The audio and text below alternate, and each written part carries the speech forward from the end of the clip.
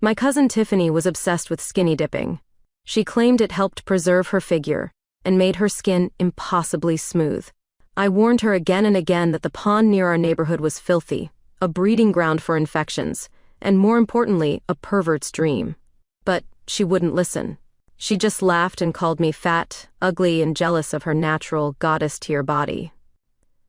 I remember the day she got caught, completely naked, in broad daylight. It made the local news.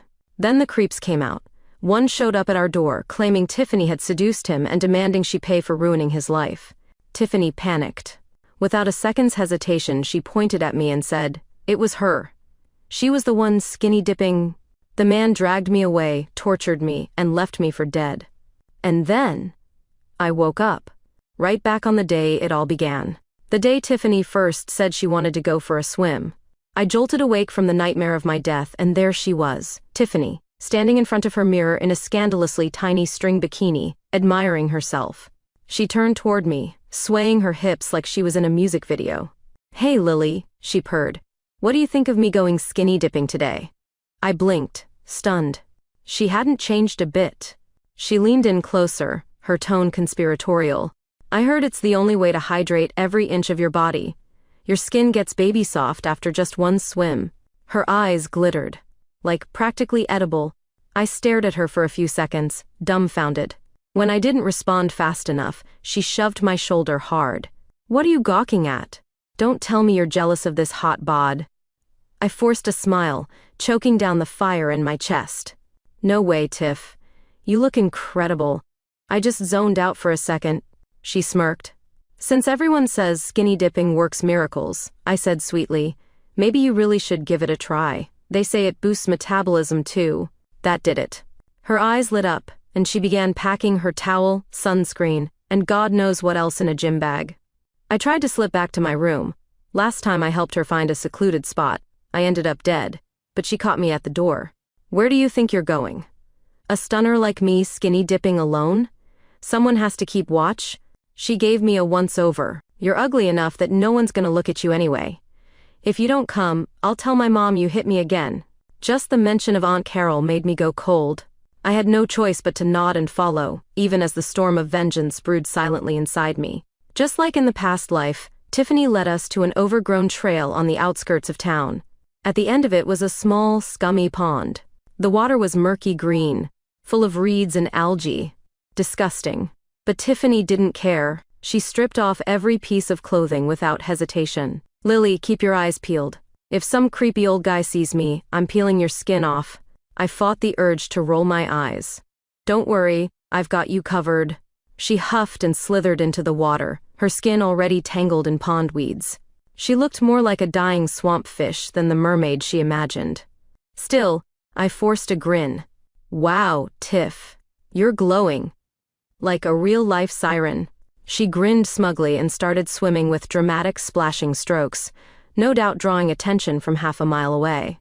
Sure enough, it wasn't long before a few locals wandered by, drawn in by the noise. I cupped my hands around my mouth and shouted, "Hey Tiff, you must be exhausted swimming without any clothes. Want to come out and take a break? Maybe have some water?" I made sure to emphasize the without any clothes part. Footsteps approached through the brush, accompanied by male chuckles. Tiffany, oblivious, stood up out of the water, dripping and totally naked. 3 older men appeared and gawked like they'd just won the lottery. "What the hell is this?" One snorted. "Girls these days got no shame?" Another squinted at her. "You came all the way out here just to flash people? What are you, a cam girl?" Tiffany shrieked and dove back into the water, hands barely covering her chest and groin. "You disgusting pervs. Get out of here." The men didn't budge. One sneered. "You think you can prance around naked in public and then act like a victim? Skinny dipping? Please, that's just code for attention whoring." Seeing the moment ripe, I added my voice, meek, apologetic. "Please guys, I'm so sorry. She didn't mean to offend anyone. She's not even wearing underwear. Please don't film this." That was their cue. Phones came out. Cameras flashed. One of them even started live streaming. "Check this out, folks," he snickered. "Live forest nudist. Not a stitch on her." Tiffany yelped and submerged herself like a rock. She didn't come back up until they'd left. When she did, she was shaking with rage, barely managing to put her clothes back on before turning on me. "You just stood there. Why didn't you stop them? You're useless." I held up my hands in mock innocence. "I tried, Tiff. I told them not to film." Inside, I could barely contain my smile. This time, I wouldn't be the one paying the price. This time, the whole world would be watching her fall. Chapter 2. Viral Shame and Vicious Blame. By the next morning, Tiffany was all over the internet. Her blurred out but unmistakably naked body was trending on every social platform. Some people tried to defend her, saying it was a privacy violation, but most were brutal. Blur it all you want, but she clearly wanted the attention. If you're gonna strip in public, might as well let the whole world see. Girls like this are what's wrong with society. As the rumors spread, our neighbors started whispering, pointing. Aunt Carol finally got wind of it after someone at the grocery store smirked and asked, "So, how's your little mermaid doing?" At home, she blew up. She stormed into the living room with a feather duster in hand and lashed it across my back. "You little jinx, you should have stopped her. Now look what's happened." She was furious not because Tiffany had been humiliated, but because our family name had been dragged through the mud. I didn't flinch. I'd lived through this before. 10 years ago, after my parents died in a car crash, Aunt Carol took me in for the insurance payout. Since then, I'd been their live-in maid, punching bag, and scapegoat. I had begged Tiffany not to go skinny dipping. And she still ruined me. Not this time. In my past life, the creeps only came after Tiffany a month later, once the news had died down. But now, thanks to my gentle push, her scandal exploded immediately. She tried to do damage control by buying fake social media accounts to defend herself online. Y'all just jealous of how hot she is. It's 2024. Stop acting like it's the 1800s. Ever heard of body freedom? She looks like a goddess. If anything, the creeps filming her are the real criminals. Those bot comments gave her temporary comfort, until a single reply surfaced. "You went naked in broad daylight. You were begging for it. If this hits 10K likes, I'm coming for you. Time to teach you a lesson." Anonymous. I knew that username. He was the same freak who had kidnapped me in the last life. Worse, the comment had already hit 10,000 likes. Tiffany's face turned white. Her hands trembled as she picked up her phone to clap back. She had no idea that the same predator was already on his way. She caught me staring at her. "Why are you standing there like a freak? Help me curse him out." Last time I gave in and typed a few insults under her account. When the man came knocking, she handed him my phone and blamed me for everything.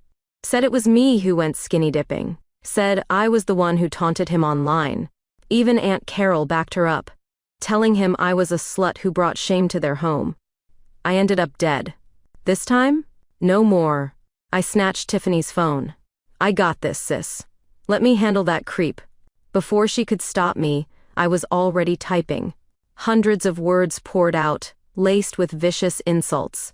I ended with, "Come get me, coward. If you don't show up, you're not even a man." Tiffany's face paled. "You idiot. You used my account? What if he tracks me down? Why didn't you use your own?" I gave her a sweet smile. My phone was dead, and I couldn't let him get away with that, could I? "Don't worry, he's just a keyboard warrior. No one takes those guys seriously." She huffed and pretended she wasn't scared, but her eyes never left the screen. 10 minutes passed. No reply. She relaxed and headed to bed. Meanwhile, I slipped out the back door. I had preparations to make. Dinner was tense. I sat in the corner with a hat and mask on, saying nothing. Tiffany was beaming again, planning her next skinny dipping trip. I'm not letting some troll ruin my vibe. She even mocked Anonymous. Bet he's a limp loser too scared to show his face. Just as she said it, there was a knock at the door.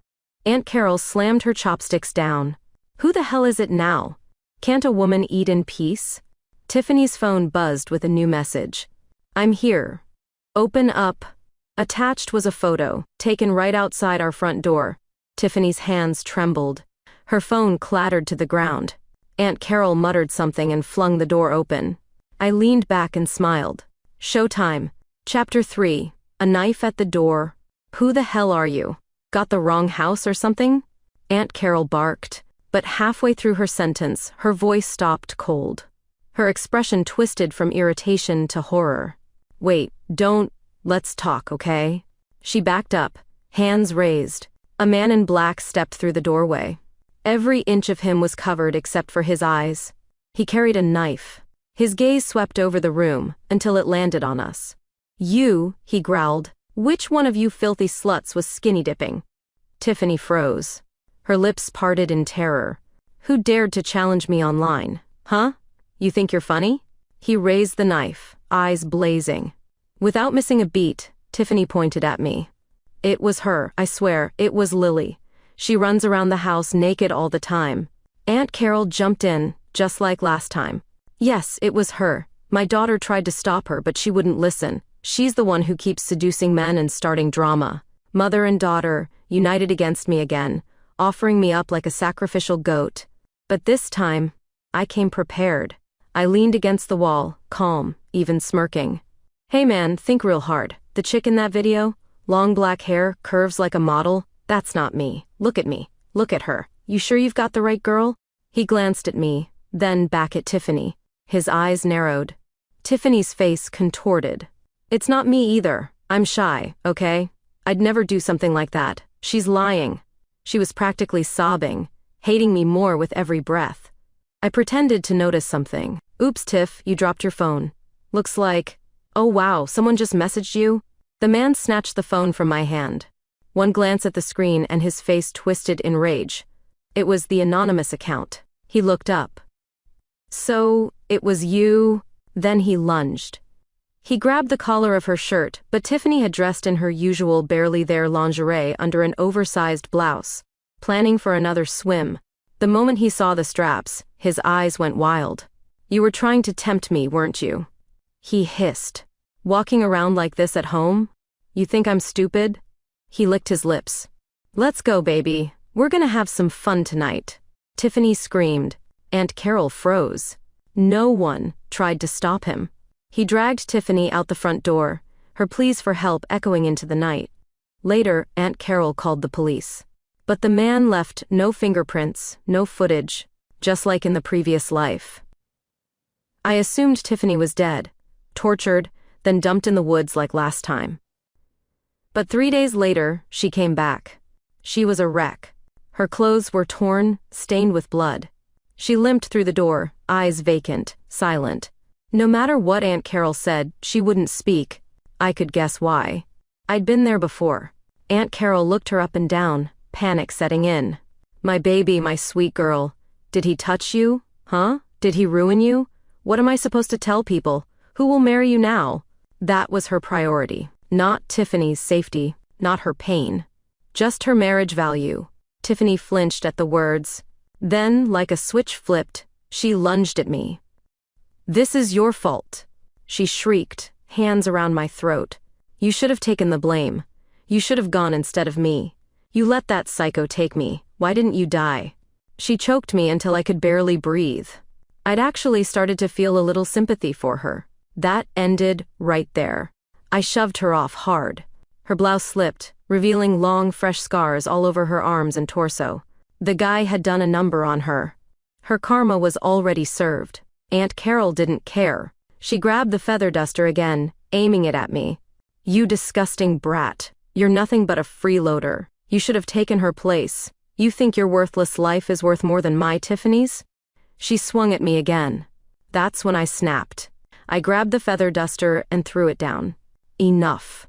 You want someone to leave? Fine. You get out. This house belonged to my parents. You only got custody of me to take their insurance payout. But I'm 18 now. That money? That house? It's mine? Aunt Carol went pale. Then she hissed, What money? We raised you, we fed you. You're not getting a cent. In fact, when you get married, you owe us. She stormed off with Tiffany to the bathroom, slamming the door. I clenched my fists. This wasn't over. They would both pay. Tenfold. Chapter 4. Pregnant with a monster's child. A month passed. Tiffany slowly started to recover, at least physically. But Aunt Carol forbade her from leaving the house. No visitors, no phone, no police. She even withdrew the report she filed. It's shameful, she told Tiffany. No one can know. No man wants a used woman. But the worst news came not long after. Tiffany was pregnant. 1 month along, with the psycho's child. Terrified, she came to me in tears, gripping my hands. "Lily, I'm so sorry, I shouldn't have treated you that way before, but please, you have to help me. I can't tell my mom. She'll kill me." I said nothing. I looked at her trembling hands, her swollen eyes, and I thought of the innocent child growing inside her. So I took her to the hospital in secret. We sat in silence while she waited for the ultrasound. But when the doctor came back, his face was serious. "Tiffany, you have a severe pelvic infection, likely from exposure to contaminated water or trauma. If you terminate this pregnancy, I'm afraid you may never be able to have children again." The color drained from her face. I reached out to comfort her. "Tiff?" Her eyes hardened. Suddenly, she grabbed my wrist and squeezed hard. "This is your fault." My breath caught. "If you had just stopped me from swimming that day, if you'd taken my place like you should have, none of this would have happened. You ruined my life, Lily. What are you going to do to fix it?" Her face twisted with rage. Any trace of guilt or humility vanished. She hadn't changed at all. If anything, she was worse. Fine. If that's how she wanted to play it, then I'd stop holding back. When we got home, I snuck the positive pregnancy test out of her drawer and placed it where Aunt Carol would find it, in the bathroom next to the sink. The trap worked perfectly. That night, Aunt Carol's shriek shook the whole house. "You little bitch!" she roared at Tiffany. "You got knocked up? How could you do this to me?" Tiffany sobbed. "He forced me. Mom, he kidnapped me." "Oh, shut up," Aunt Carol snapped. "You could have taken the pill. A man doesn't rape a girl in yoga shorts unless she asks for it. You were always too flirty. Look what happened." Tiffany cracked. "You think I wanted this?" She screamed. "He would have killed me if I didn't pretend to like him. I stabbed him and ran for my life." "So what?" Aunt Carol snapped. "Now what are we supposed to do with a bastard baby? Who's gonna marry you?" It was the first time I'd ever seen Tiffany cry like that. Guttural, raw, still. I didn't feel sorry for her. I just watched. She had chosen her path. Now she'd live with the consequences. But Aunt Carol wasn't finished scheming. She hatched a new plan: marry Tiffany off fast, find someone, anyone, to take responsibility for the baby. While they argued in the kitchen, I scrolled through my phone, pretending to browse the news. "Oh look," I said casually, "some billionaire is holding a private matchmaking event. Says he wants someone beautiful, pure, and obedient. Yeah, right." I snorted and swiped to the next article. Tiffany and Aunt Carol froze, then slowly turned toward me. "You said what?" Aunt Carol asked. They snatched the phone from my hand. Tiffany's eyes lit up like she'd seen God. "This isn't a scam," she whispered. "It's fate." Chapter 5. The Mansion Trap. The very next morning, Tiffany somehow got her hands on the address of the so-called billionaire. She made up her mind. She was going to sneak onto his estate and skinny dip in his private pool. Yes, seriously. Aunt Carol was thrilled. "This is your shot, baby. We'll help you get in. Lily, go with her. Be her backup." I faked concern. "I don't know, guys. What if this really is a scam? What if he kicks her out? Or worse, calls the cops?" Tiffany's smile faded. Her expression soured. She dug her nails into my arm. "Shut up. You're just jealous I have the looks and the body to pull this off. All I need is one glimpse of me swimming naked, and that billionaire will fall in love on the spot." She shoved a duffel bag into my hands. "You're helping. Period." I exhaled through my nose. "Sure, Tiffany. Whatever you say." I wasn't going to stop her. Not this time. The mansion was massive. Private security, steel gates, manicured lawns. No way in without a distraction. So Tiffany made me roll around outside the gate, screaming, fake crying, pretending to have a mental breakdown. The guards came running, and while they were busy trying to calm me down, Tiffany slipped through a side gate and ran for the backyard. Any sane person would have had her arrested on the spot. But the billionaire, a man named Zachary Wolfe, spotted her and smiled. His eyes roamed up and down her body, her curves, her confidence. Instead of kicking her out, he invited her to stay. Tiffany didn't come home that night. The next day, she returned dressed in head-to-toe designer clothing. Jewelry sparkled from every finger. Her smile was smug, victorious. "I did it," she announced. "Zachary adores me. He said I can move into the mansion and live as his future wife." She looked us both dead in the eye. "I'm never coming back here." Aunt Carol squealed in delight and rushed to pack her bags, but Tiffany shoved her away. "Don't bother. I'm not taking anything from this dump. Zachary's servants will take care of everything I need. Oh, and," she added, "Zachary says his business is highly confidential. I won't be able to use a phone anymore or keep in touch." Then she turned to leave. Aunt Carol grabbed her arm. "Wait a second. No phone? No contact? That doesn't sound right. I haven't seen a dime yet." I chimed in with fake concern. "Yeah, sounds sketchy. What kind of business bans cell phones? You sure this guy's legit?" But when Aunt Carol heard the words net worth, billions, and private estate, her tone changed. "You know what, sweetie? Go live your dream. Just don't forget your mom when you're rich." Tiffany smirked. "Of course. Once I marry Zachary, we'll all be living the high life." She blew us a kiss and strutted out the door, heels clicking. She had no idea what she was walking into. In my previous life, Tiffany had mocked the victims of Zachary Wolfe when they were exposed online. She laughed at news reports of women being lured to his estate with promises of luxury, only to be imprisoned. He was a predator with a grotesque fetish. He couldn't perform sexually, but he enjoyed using women's bodies as platters, literal serving trays, for dinner parties. He starved them, kept them weak, silent, perfectly still. It wasn't until one girl escaped that his secret lifestyle came to light. But when I showed Tiffany that report back then, she just sneered. "They asked for it," she said. "Stupid sluts chasing money." What did they expect? Well, now she'd get to find out firsthand. And to top it all off, she was still pregnant. Let's see how long she keeps that smug little smile once she starts showing. Chapter 6. The Billionaire's House of Horrors. Weeks passed. Tiffany didn't come home. But Aunt Carol didn't mind. She strutted around town, bragging to neighbors like she'd won the lottery. My daughter married into wealth, she'd beam. They live in a mansion with its own helicopter pad. People were eating it up, jealous, awestruck, begging her to put in a good word with Mr. Wolfe. Only I knew the truth. 3 months later, Tiffany returned. She looked different. Yes, she was still in designer clothes, still flanked by a bodyguard, but her eyes were hollow. Her skin hung off her bones. Her once toned figure had become gaunt and skeletal. Only her belly had grown. She was visibly pregnant. The guard pushed her forward like she was cargo.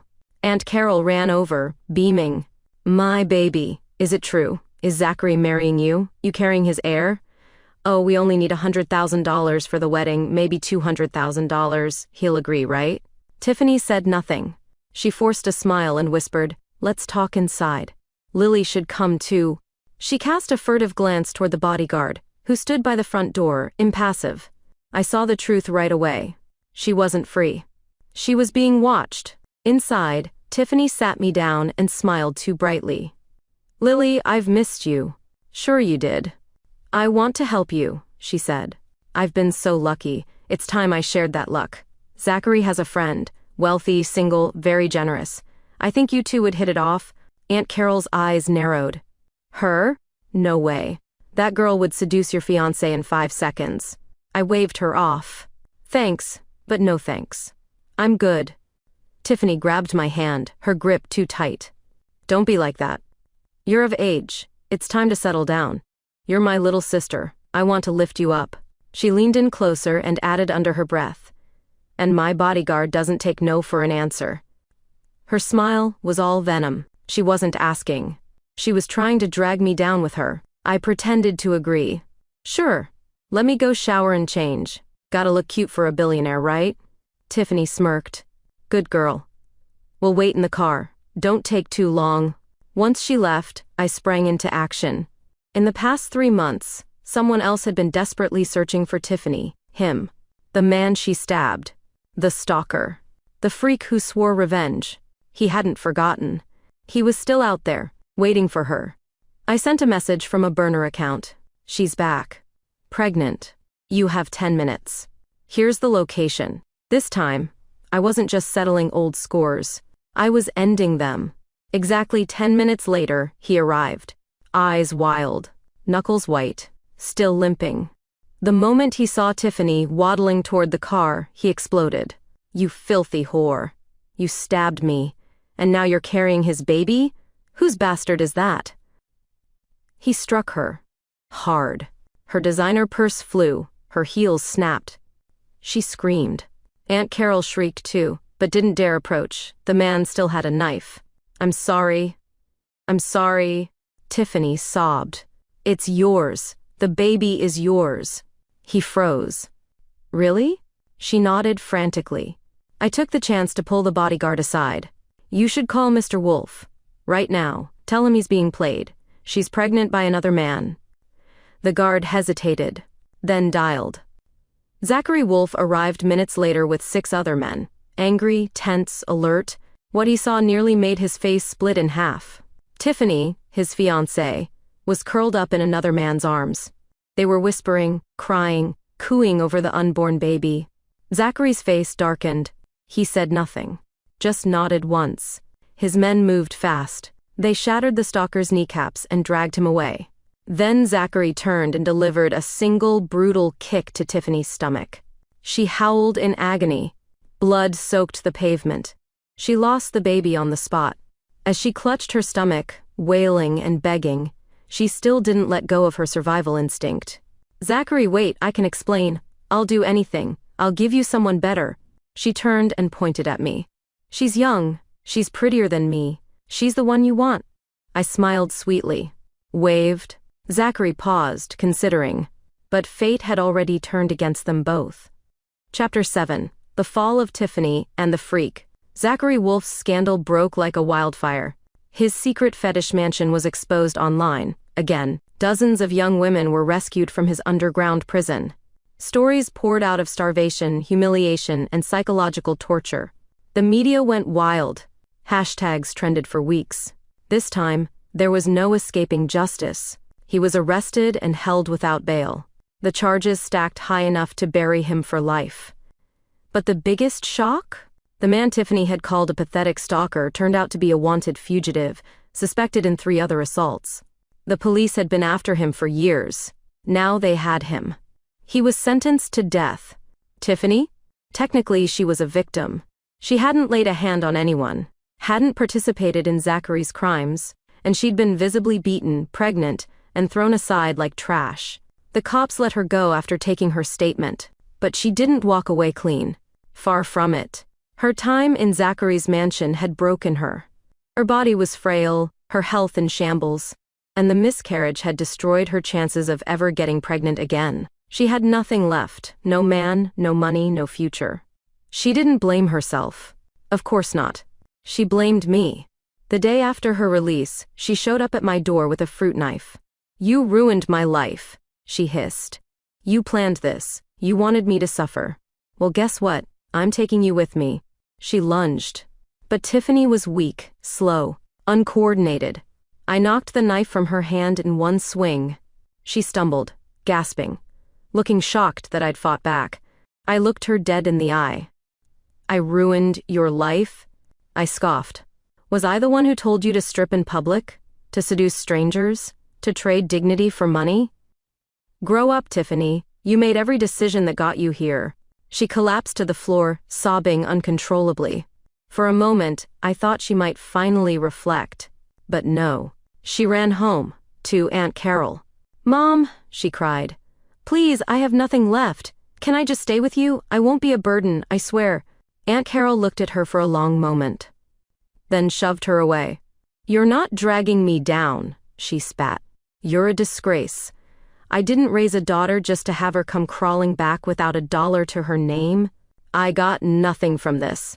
You're worse than useless." Tiffany's face crumbled. And for the first time, I think, she finally broke. She picked up the fruit knife again. Only this time, she didn't come for me. She went for Aunt Carol. Screams rang through the neighborhood. Blood soaked the carpet. The ambulance came too late. Aunt Carol was rushed to the ICU. Tiffany was arrested, this time for real. The image of her being hauled off in cuffs was the last I ever saw of her. I didn't celebrate. I didn't cry either. I hired a lawyer and filed a legal case to reclaim my parents' estate. The very home Aunt Carol had squatted in for 10 years. I won. I sold the house the same week she was hospitalized. And I left. New city, new name, new life. I was finally free. Chapter 8. A Life That's Mine. I moved to a city far away. One where no one knew my name, my history, or my trauma. For the first time in years, I wasn't the orphan or the poor cousin. I wasn't Tiffany's scapegoat or Aunt Carol's punching bag. I was just Lily. I rented a small apartment near the coast, got a part-time job at a bookstore, and started taking community college classes in graphic design, something I'd always wanted to do. My days were quiet, simple, mine. There were still nights when I woke up in a cold sweat, flashes of screams and knives and shallow pond water clinging to my skin. But in the morning, I'd make tea, open the windows, and let the ocean breeze remind me. I survived. Tiffany's trial made headlines for a while. Disgraced heiress stabs mother in fit of rage. The tabloids screamed. But public sympathy for her ran out fast once the rest of the story came out. How she had falsely accused me, lured women into danger, and tried to offer me up to save herself. Her sentence wasn't long, but it was long enough. She'd never claw her way back to luxury again. Aunt Carol eventually recovered, but she was left paralyzed from the waist down. She sued Tiffany for damages, and the two of them publicly disowned each other. Just like that, the perfect mother-daughter act shattered. Neither had anyone left to blame but themselves. As for me, I never looked back. I changed my phone number, deleted old accounts, even filed to change my last name. I donated part of the settlement money to a women's shelter. The rest, I saved, knowing that real freedom means options. Some days I walk past the ocean and think about the girl I used to be, the one who stood silently by the pond, watching her cousin dance naked in algae-infested water, never daring to speak up. She's gone now, buried with every lie, every bruise, every betrayal. In her place stands a woman who chooses her own story. Not one written by guilt, not one dictated by fear. And definitely not one where someone else gets to decide if she lives or dies. The end. Please subscribe the channel. New stories every day.